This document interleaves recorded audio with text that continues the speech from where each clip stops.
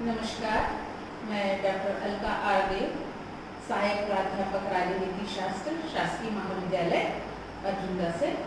आज हम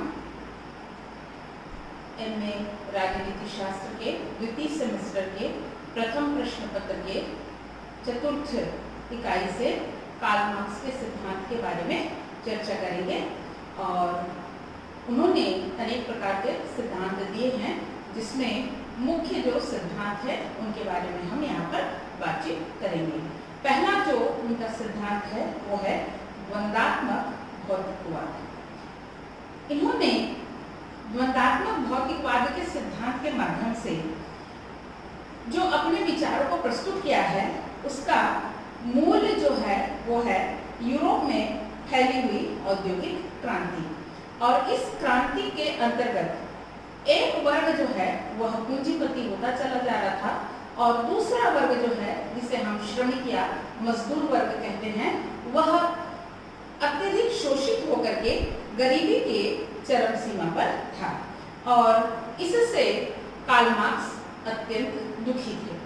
वो समाज में परिवर्तन लाना चाहते थे और इस स्थिति से वो खुश नहीं थे। और इसके लिए उन्होंने अपने विचार के अंतर्गत ये कहा कि इतिहास जो है वह परिवर्तन के माध्यम से बदलता है। और वो हीगल के द्वंद्ववाद से बहुत अधिक प्रभावित थे। उन्होंने समाज को 3 स्तर में देखा। पहला है स्लेव सोसाइटी, दूसरा है फ्यूडलिज्म और तीसरा जो है वह है कैपिटलिज्म। कार्ल मार्क्स का जो मुख्य विचार का केंद्र बिंदु था वह है कैपिटलिज्म, अर्थात पूंजीवाद, जिसको कि वो समाज से हटाना चाहते थे और एक नए समाज की रचना करना चाहते थे। भौतिकवाद के अंतर्गत उन्होंने यह विचार किया कि वास्तव में भौतिकवाद होता क्या है। भौतिकवाद के अंतर्गत उन्होंने भौतिक शास्त्र के बारे में अध्ययन किया और यह पाया कि भौतिक शास्त्र के अंतर्गत कोई ना कोई ऐसी नियम या कोई ना कोई ऐसी बात है जो उसको निर्धारित करती है और वह परिवर्तन के लिए कार्य करती है। नियम के आधार पर समाज में भी परिवर्तन लाया जा सकता है। परिवर्तन कैसे होता है, इस संबंध में मार्क्स की जो थ्योरी ऑफ हिस्ट्री है वही द्वंद्वात्मक भौतिकवाद कहलाया। मार्क्स ने भौतिकवाद क्या है इस संबंध में जो बातें कही वो ये है कि प्रकृति के स्वभाव को इसके अंतर्गत समझा जाता है और विचार जो है वही सत्य होता है। दुनिया विचार का प्रतिबिंब होती है और विचारों को प्राथमिकता मिलती है और विचार जो है वही भौतिकवाद है। और इसके अंतर्गत अनेक प्रकार के प्रभाव जो है समाज के ऊपर पड़ते हैं। मार्क्स हीगल के विचारों से प्रभावित थे और उन्होंने ये कहा कि मैं उस महान विचारक का शिष्य हूँ। द्वंद्वात्मक शब्द यानी कि डायलेक्टिक शब्द का सबसे पहले प्रयोग हीगल के द्वारा से किया गया था। हीगल का ये मानना है कि मानव सभ्यता का विकास हुआ है, किंतु वह सीधे सरल रास्तों पर नहीं हुआ है, कठिन और टेढ़े मेढ़े किंतु व्यवस्थित रास्ते पर चल करके मानव इतिहास का या मानव समाज का विकास हुआ है। भौतिकवाद क्या है, तो इसके अंतर्गत मार्क्स का ये मानना है कि दुनिया पहले आई और उसके बाद विचार आया। दुनिया को हम देख सकते हैं, समझ सकते हैं, छू सकते हैं, अनुभव कर सकते हैं और जो दिखता है वही सत्य है। तभी हमारे मन में विचार आता है, क्योंकि जब हम कोई नया चीज देखते हैं या कोई नई बात हमारे दिमाग में आती है, तभी हमारे दिमाग में विचार आते हैं। द्वंद्वात्मकता एक सिद्धांत है जो परिवर्तन को स्वीकार करती है। आइए हम कार्ल मार्क्स के द्वंद्वात्मक सिद्धांत के बारे में व्याख्या करते हैं। मार्क्स के विचारों का विकास हम देखते हैं तो यह एक सुसंबद्ध क्रम है और पहले विचार अस्तित्व में आता है जिसे हीगल ने वाद कहा है, और इसके आंतरिक शक्ति के कारण से इसमें विरोधी विचार उत्पन्न हो। परिवर्तन के लिए संघर्ष का होना अनिवार्य है, और जिससे कुछ नया सामने आता है और उससे परिवर्तन होता है। विचारों का विकास एक सुसंबद्ध क्रम है जिसके माध्यम से विचार अस्तित्व में आता है, और हीगल ने इसे वाद कहा है। फिर आंतरिक शक्ति के कारण इसका विरोधी विचार उत्पन्न होता है, यह प्रतिवाद कहलाता है। यदि वाद व प्रतिवाद में संघर्ष होता है तो उसके परिणाम स्वरूप एक तीसरा विचार उत्पन्न होता है जिसे हम संवाद कहते हैं। संवाद दूसरे विचारों से श्रेष्ठ और उच्च होता है। बाद में यही संवाद पुनः वाद बन जाता है। विकास की इसी प्रक्रिया को द्वंद्व का नाम दिया जाता है। विचार कहाँ से और कैसे आता है, इसका अनेक कारण है, जैसे किसी कमी का होना, नया करने की विचारधारा से विचार करना आदि जो है वह विचार को उत्पन्न करने के लिए सहायक होते हैं। हीगल ने समाज को अपने विचार के केंद्र पर रखा है, और मार्क्स ने पदार्थ अर्थात वर्ग को अपने विचार के केंद्र में रखा है, और यह वर्ग जो है वह वर्ग अर्थव्यवस्था के ऊपर आधारित है। समाज का विकास वर्ग संघर्ष से होता है। हीगल ने कहा द्वंद्वात्मक प्रक्रिया से विचार विकसित होते हैं और उसके साथ संसार बदलता है। मार्क्स ने कहा नहीं, मुख्य वस्तु पदार्थ है और पदार्थ में परिवर्तन द्वंद्वात्मक प्रक्रिया के माध्यम से होता है, और उस परिवर्तन के अनुसार विचार बदलते हैं।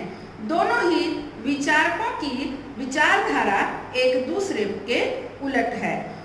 मार्क्स का कहना है कि हीगल की विचारधारा सिर के बल खड़ी हुई है, जिसे पैरों के ऊपर खड़ा करना अनिवार्य है। संवाद वाद व प्रतिवाद की तुलना में मात्रात्मक और गुणात्मक हो सकता है। मार्क्स के अनुसार पृथ्वी का कण कण गतिशील होता है, और यही गतिशीलता द्वंद्वात्मकता के कारण से होती है जो मनुष्य के विचार को प्रभावित करती है। समाज के जो 3 भाग यहाँ पर बताए गए हैं, इसमें कैपिटल सोसाइटी के 2 भाग हैं, अर्थात पूंजीपति और श्रमिक। इसी का विरोध मार्क्स के द्वारा से किया गया है। आइए अब हम कार्ल मार्क्स के विचारों के आलोचनात्मक व्याख्या करेंगे। कार्ल मार्क्स की जो विचारधारा है उसके अंतर्गत जो वाद होता है वह प्रकृति के विपरीत होता है, और मनुष्य को सरवाइव करने के लिए, जीवित रहने के लिए संघर्ष करना पड़ता है, और एक वर्ग दूसरे वर्ग की स्वेच्छाचारिता के विरुद्ध संघर्ष करता है, और इसी संघर्ष से वर्ग संघर्ष की स्थिति जो है वो पैदा होती है। या ये मानिए कि कार्ल मार्क्स की जो अगली विचारधारा है उसमें वर्ग संघर्ष जो है वो सबसे प्रमुख है। उनका ये मानना है कि पूंजीपति का विनाश सर्वहारा वर्ग संघर्ष के माध्यम से करेगा, और समाज की स्थिति जो है वो समान हो जाएगी, और राज्य सीमा विहीन और वर्ग जो है वो वर्ग विहीन हो जाएंगे।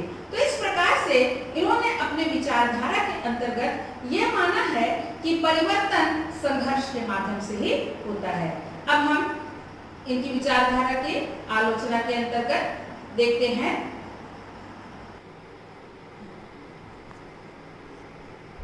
द्वंद्वात्मक भौतिकवाद की आलोचना के अंतर्गत पहली जो आलोचना है वह यह है कि सिद्धांत एकदम सत्य नहीं है। तो इस सिद्धांत को सत्य न मानने का मुख्य कारण यह है आलोचकों का कि हर समय पदार्थ में परिवर्तन नहीं होता है, और परिस्थितियां जो है उसके बदलने के अनेक कारण होते हैं, और संघर्ष जो है वो हमेशा परिवर्तन का कारण नहीं होता है। दूसरी जो आलोचना है वो है कि यह भ्रामक है। इसको भ्रामक मानने का यही कारण है कि कई बार समाज में सहयोग से परिवर्तन आता है, कई बार संघर्ष के माध्यम से परिवर्तन आता है, कई बार आर्थिक परिस्थितियों के कारण से भी परिवर्तन आता है। तो केवल संघर्ष को या वाद और प्रतिवाद के मध्य जो संघर्ष होता है उससे संवाद की स्थिति का उत्पन्न होना कार्ल मार्क्स के द्वारा जो बताया गया है यह उचित नहीं है, ऐसा आलोचकों का मानना है। तीसरा जो इन्होंने आलोचकों ने आलोचना की है वह है पदार्थ में परिवर्तन नहीं होता। तो पदार्थ में परिवर्तन न होने का मुख्य कारण यही है कि यदि पदार्थ में परिवर्तन होगा तो पदार्थ के गुण बदल जाएंगे और यह जो है विशेष परिस्थितियों में होता है, हमेशा नहीं होता है। इसके लिए एंजिल्स के द्वारा जो गेहूं के दाने का एक उदाहरण दिया गया है उसमें यह बताया गया है कि वाद के रूप में जो गेहूं का दाना है उसके गुण में और संवाद के रूप में उत्पन्न गेहूं के दाने में किसी प्रकार का कोई भी अंतर नहीं होता है, तो इसलिए पदार्थ में परिवर्तन नहीं होता है। चौथी आलोचना जो यहाँ पर की गई है वो ये है कि विचार भौतिक जगत को प्रभावित नहीं करता। तो केवल विचार जो है वो भौतिक जगत को प्रभावित नहीं करता, अन्य भी कारण होते हैं जिससे भौतिक जगत जो है वो प्रभावित होता है और इसके बहुत से कारण जो है जो मैंने आपको पहले बताए हैं जिसमें विचार भी है। तो एक ही कारण को या अर्थव्यवस्था को ही समाज में परिवर्तन का कारण बताना जो है वह उचित नहीं है। पांचवा जो कारण यहाँ पर या आलोचकों ने बताया है कि द्वंद्वात्मक पद्धति दोषपूर्ण है। द्वंद्वात्मक पद्धति के अंतर्गत संघर्ष, लड़ाई आदि को प्राथमिकता दी गई है और इसके अंदर यह है, यह सही है कि जब तक हम विचार मंथन नहीं करेंगे कोई नया चीज हमको हमारे सामने नहीं आएगा, पर यहाँ पर हर बात में द्वंद्वात्मकता जो है वो उचित नहीं है। कई प्रकार की चीजें जो है सहज रूप में हमारे सामने आती हैं और हम आज के युग में देख रहे हैं कि उदारता जो है वो काफी बढ़ गई है और उदारता के कारण से भी अनेक प्रकार के परिवर्तन सामने आ रहे हैं। छठवां जो आलोचना यहाँ पर की गई है वो यह है कि मानव इतिहास केवल उत्थान का लेखा नहीं है। मानव इतिहास में कई बार उत्थान और पतन की स्थितियां आई हैं और इसका मूल कारण जो है मनुष्य के द्वारा से किए गए क्रियाकलाप भी है, विचार भी है और भी बहुत सी ऐसी परिस्थितियां हैं, ऐसी बातें हैं जो कि समाज में परिवर्तन लाने का काम करती हैं। तो यहाँ पर यह मानना कि अर्थव्यवस्था या आर्थिक स्थिति जो है वही समाज में परिवर्तन लाती है, यह उचित नहीं है। तो इस प्रकार से कार्ल मार्क्स की जो विचारधारा है उसके अंतर्गत हम ये पाते हैं कि इनकी विचारधारा जो है वो तात्कालिक परिस्थितियों के अनुसार से उचित थी और आज की जो परिस्थितियां हैं इसमें भी हम ये पाते हैं कि बहुत से कारण ऐसे होते हैं जिसमें अर्थव्यवस्था जो है वो समाज को प्रभावित करती है, किंतु हर बात में अर्थव्यवस्था जो है वो समाज को प्रभावित नहीं करती है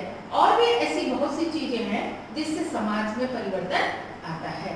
तो इस प्रकार से आज हमने ये देखा कि कार्ल मार्क्स का जो ये द्वंद्वात्मक भौतिकवाद है वो समाज में परिवर्तन के लिए उपयोगी तो है पर हर परिस्थितियों में